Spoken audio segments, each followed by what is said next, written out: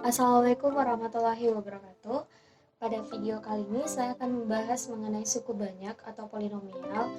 Sebelumnya perkenalkan, saya Putra Fatmasari, kelompok 12 dari kelas Matematika 2018 B. Nah, sebelum kita masuk pada materi, kita akan membahas materi-materi apa saja yang akan kita bahas pada pembahasan kali ini. Jadi untuk yang pertama yaitu pengertian suku banyak dan bentuk umumnya. Kemudian yang kedua adalah nilai-nilai dari suku banyak. Nah, di sini kita akan menggunakan dua metode, yaitu metode substitusi dan metode skema atau biasa disebut dengan metode sintetik. Kemudian yang ketiga adalah pembagian suku banyak.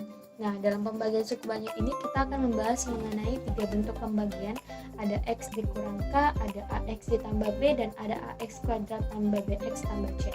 Nah, untuk menentukan pembagian suku banyak ketiga bentuk ini, kita akan menggunakan dua cara, yaitu cara pembagian biasa dan cara Horner.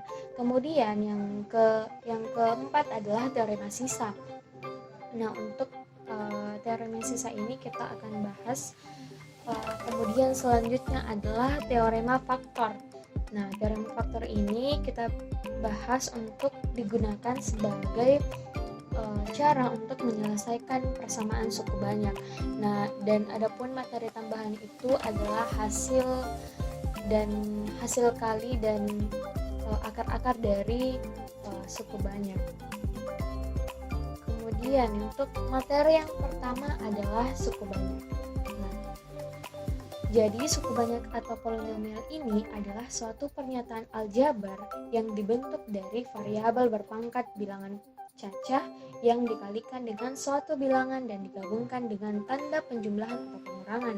Nah, bilangan yang muncul dalam suatu suku dinamakan koefisien suku. Pangkat tertinggi dari variabel dalam suatu suku dinamakan derajat suku banyak. Nah, secara umum suku banyak dalam bentuk variabel X yang berderajat N berbentuk seperti yang dilihat pada video ini, yaitu Px sama dengan ANX pangkat N ditambah AN dikurang 1 X pangkat N kurang 1 ditambah seterusnya ditambah A1X ditambah A0. Nah, kemudian selanjutnya adalah nilai-nilai suku banyak. Jadi seperti sebelumnya bahwa nilai-nilai suku banyak ini kita menggunakan dua metode, ada metode substitusi dan ada metode skema atau sintetik.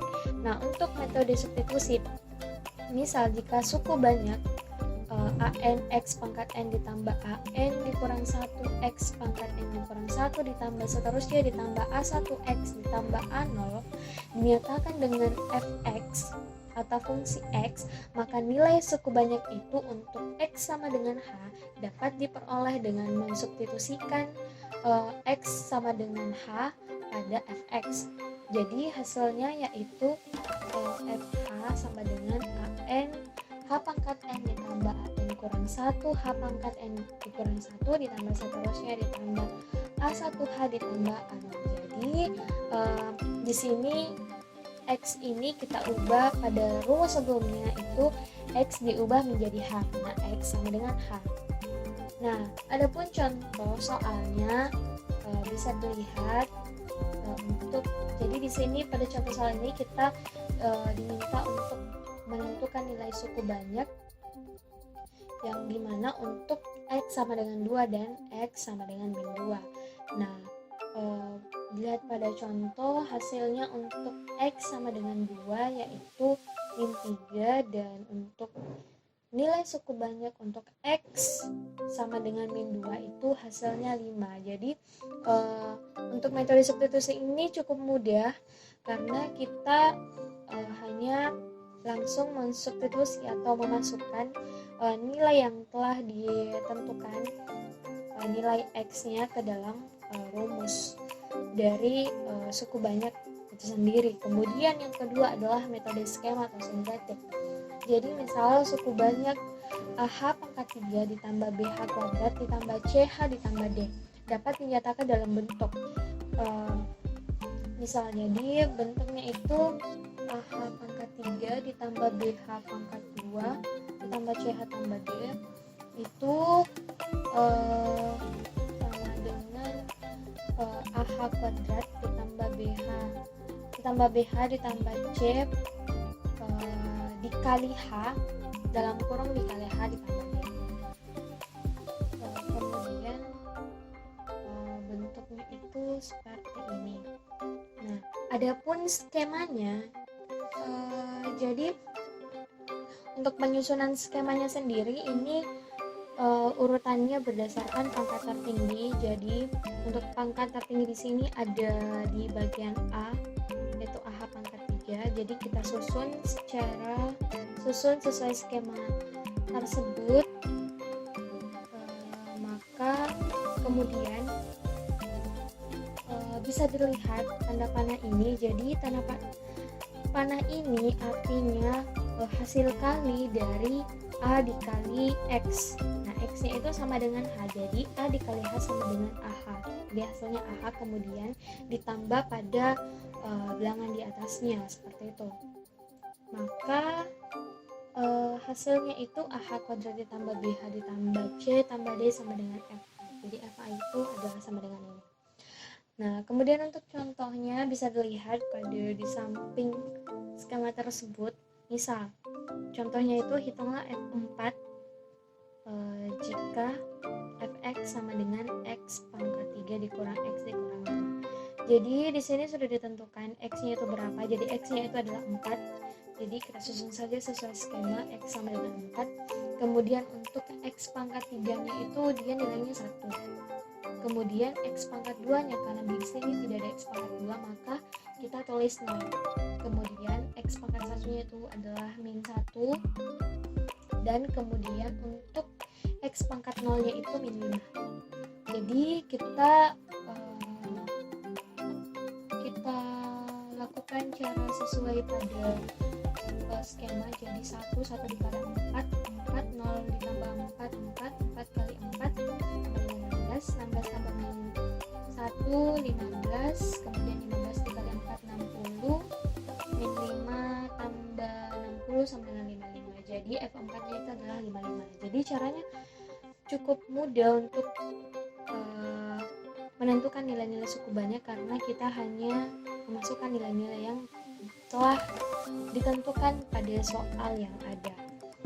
Selanjutnya adalah pembagian suku banyak. Nah, proses pembagian suku banyak ini mempunyai proses yang hampir sama dengan pembagian bilangan bulat. Untuk mengetahui hasil bagi dan sisa pembagian suku banyak, nah kita hanya perlu menguraikan suku banyak menjadi perkalian beberapa suku banyak. Nah, di sini kita akan membahas mengenai 3 bentuk. Untuk berbentuk pembagian suku banyak dengan bentuk pembagi X dikurang H. Nah, misal apabila suku banyak A3X3 ditambah A2X kuadrat ditambah A1X ditambah A0 yang dinyatakan sebagai fungsi fx dibagi dengan X dikurang H dan memberikan hasil bagi Hx serta sisa pembagian S, maka hubungan antara fx dengan X dikurang K, Hx dan S adalah fx sama dengan X dikurang H dikali Hx dikali hasil baginya kemudian ditambah sisa. Nah, selanjutnya yang kedua adalah pembagi dengan berbentuk AX ditambah B. Nah, bentuk AX tambah B dapat diubah menjadi X ditambah B per A. Apabila fx dibagi dengan X ditambah B per A, maka hubungan antara suku banyak fx dengan pembagi tersebut, hasil bagi Hx dan sisa pembagian S adalah fx sama dengan X ditambah B per A dikali Hx tambah X. Jadi tinggal diubah perkalian ke Hx nya seperti itu. Kemudian selanjutnya adalah pembagi dengan berbentuk AX kuadrat tambah BX tambah C. Apabila suku banyak fx dibagi dengan AX kuadrat tambah BX tambah C, di mana A tidak sama dengan 0, maka hasil bagi dan sisa pembagian suku banyak itu dapat ditentukan dengan cara pembagian bersusun panjang. Untuk contoh soalnya sendiri ini sudah saya sajikan. Misal ada contoh seperti ini. Tentukan hasil bagi dan sisa dari 3x pangkat 4 dikurang 5x pangkat 3 ditambah 2x pangkat 2 dikurang 7x tambah 1 kemudian dibagi dengan x dikurang 2. Nah, di sini ada dua cara. Seperti yang saya bahas sebelumnya bahwa kita akan menggunakan dua cara, yaitu pembagian biasa dengan cara Horner. Jadi untuk cara pertama adalah pembagian biasa. Di sini bisa terlihat kita membagi suku banyak tersebut dengan menggunakan pembagian biasa. Nah, hasilnya itu adalah 3. Jadi hasil baginya itu adalah 3x pangkat 3 ditambah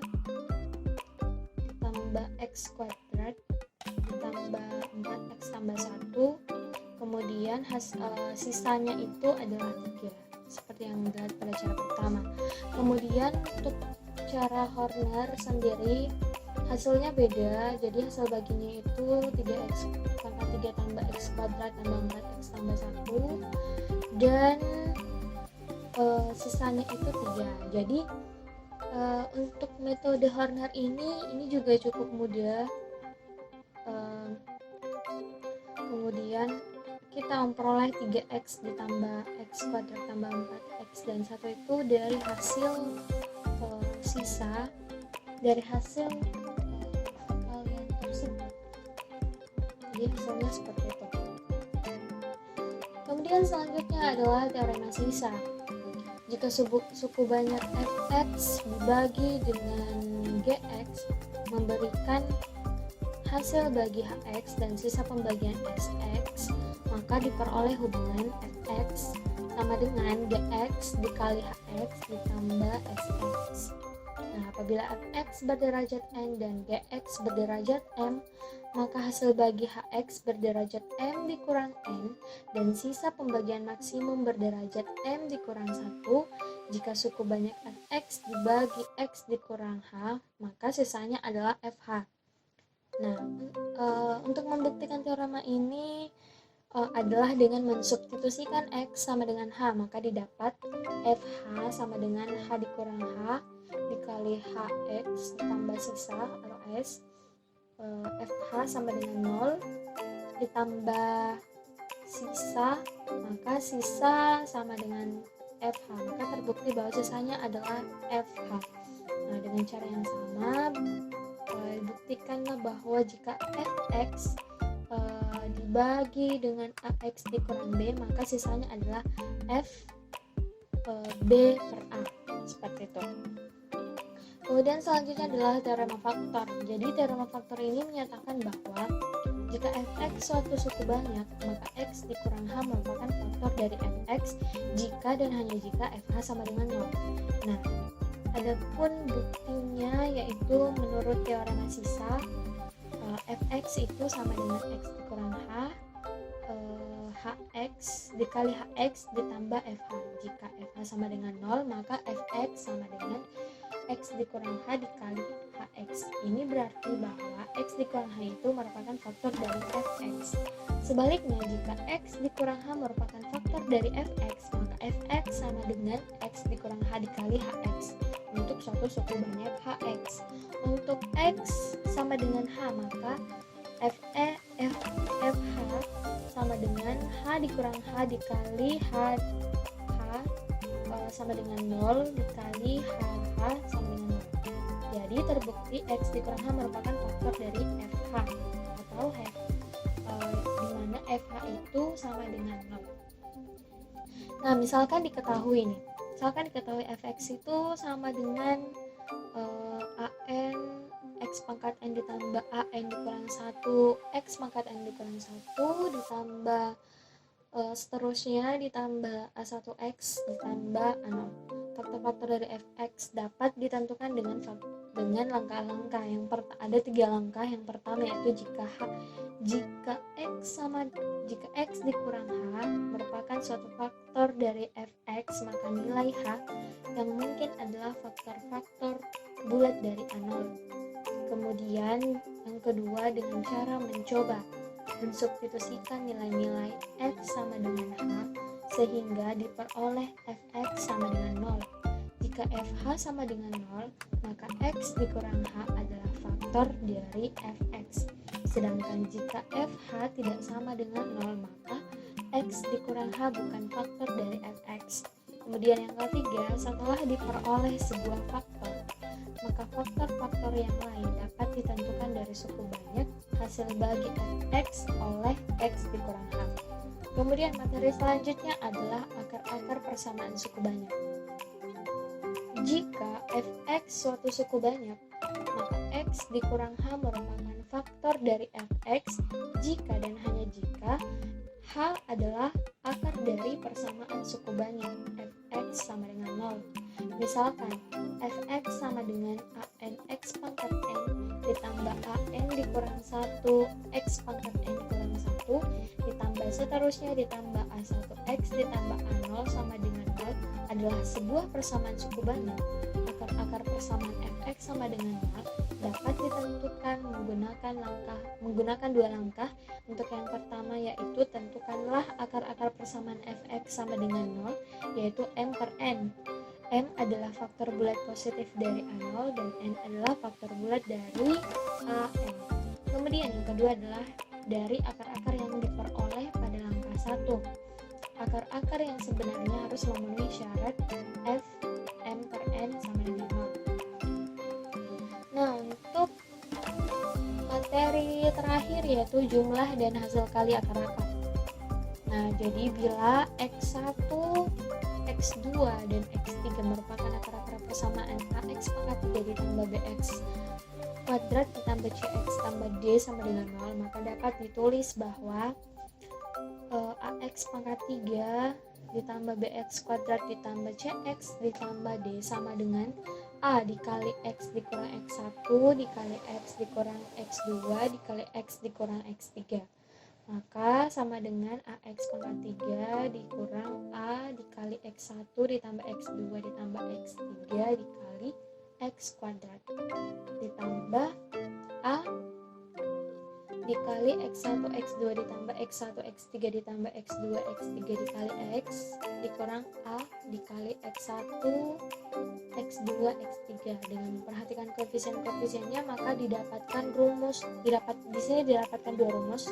Untuk rumus yang pertama, jika X1 X2 dan X3 merupakan akar-akar persamaan AX pangkat 3 tambah BX kuadrat ditambah CX tambah D sama dengan 0, maka dapat di sini kita memperoleh 3 pernyataan.